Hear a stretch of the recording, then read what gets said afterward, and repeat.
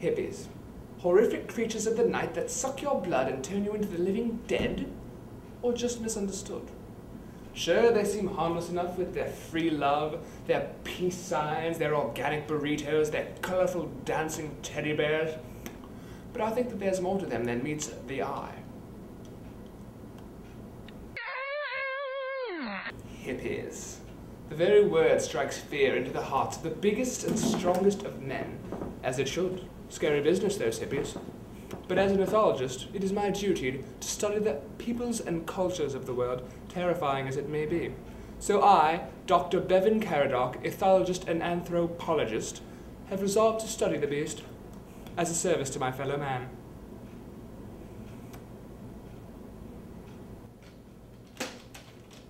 It's gonna win you the Nobel Peace Prize, right, Mr. Carradoc?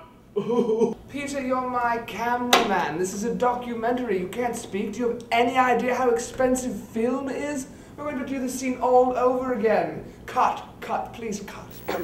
Hippies.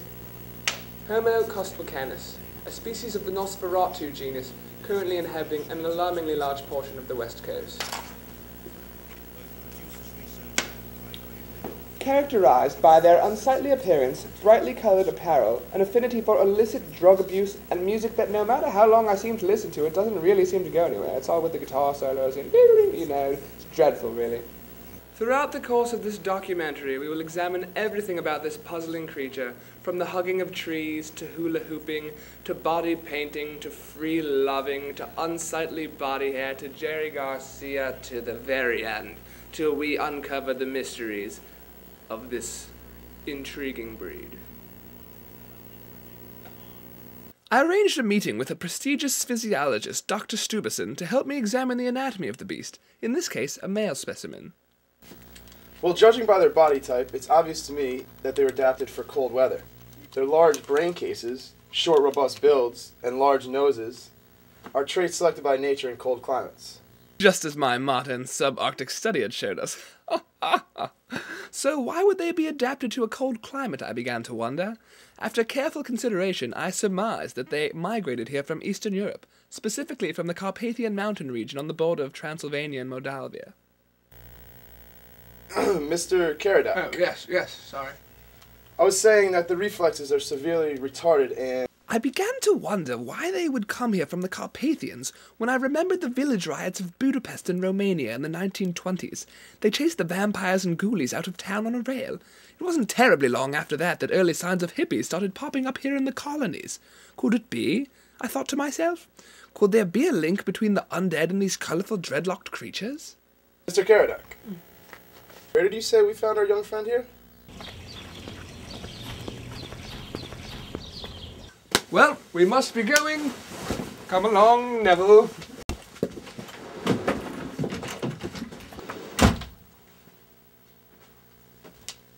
Claiming an entire subculture to be undead creatures of the night was quite the steep claim. I couldn't let my discovery out of the bag until I was completely certain. My next stop was to visit Professor Clarence Heichenstein, Doctor of Anthropology and authority on hippies. I would find out if he saw into my hypothesis at all, but I would have to be quite discreet.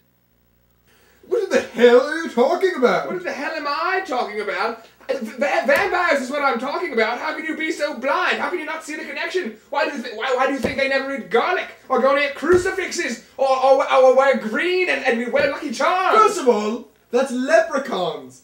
The hippie is nothing more than a term used to describe the rebellious youth of the 1960s and 70s. The vampires, they're mythical creatures. They're said to be the reanimated corpses of human beings that feed on blood. He seemed a bit defensive to me, and I began to wonder.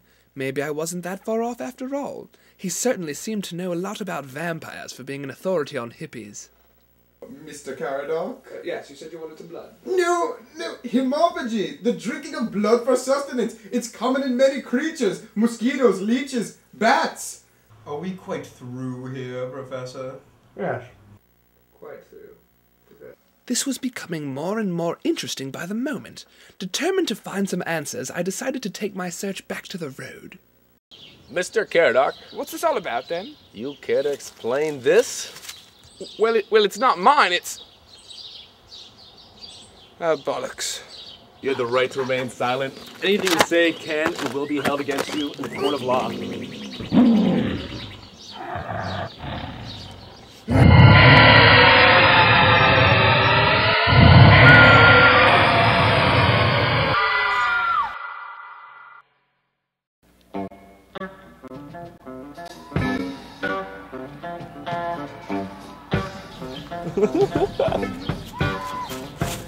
What an interesting specimen we have.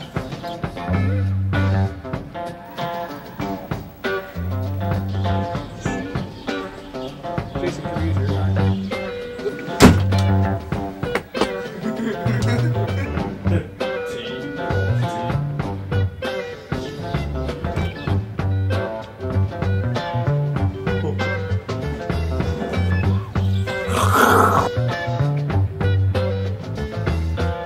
I must say, I really like your sweater, man. Yes, I know. So I procured it earlier this year from my second ex-wife. Oh, Yes. you didn't say. Yes, indeed. She left it on my bathroom floor. I don't know why she was dressing in men's clothing.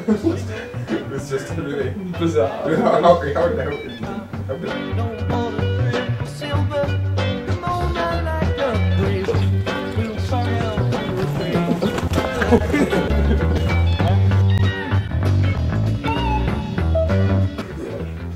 Looks like rain.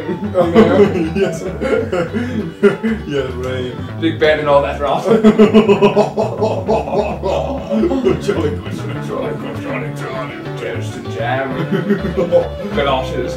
Meat for the Queen. Forgot about the tea. God save the Queen. Queen. Yes, to the Queen. God save.